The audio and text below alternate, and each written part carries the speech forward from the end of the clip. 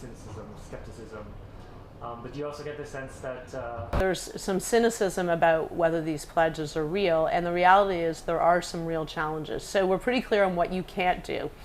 So if you cannot invest in new fossil fuel supplies. So if you say you're net zero, I'm a high ambition on climate, you can't be continuing to invest in new sources of fossil fuel supply, which is the problem.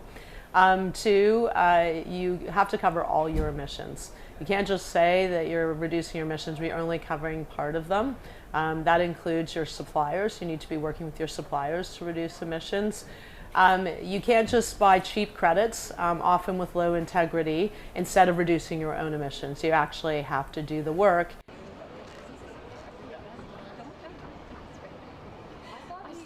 But the reality is that consumers actually, a lot of them, want to choose products that are good for the environment, that mean that the company is tackling climate action. So we need to know whether that's really happening.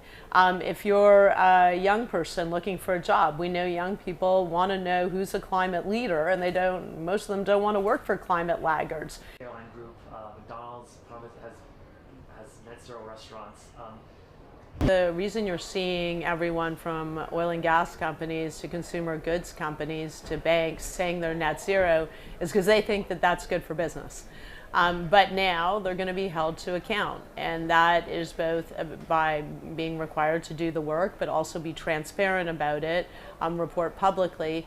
And then we've said that we need to move to regulation, because there's obviously a limit to voluntary pledges, that governments are better placed to hold folks to account. And there's also a lot of privately held companies, state-owned enterprises that, aren't even making the commitment to be net zero.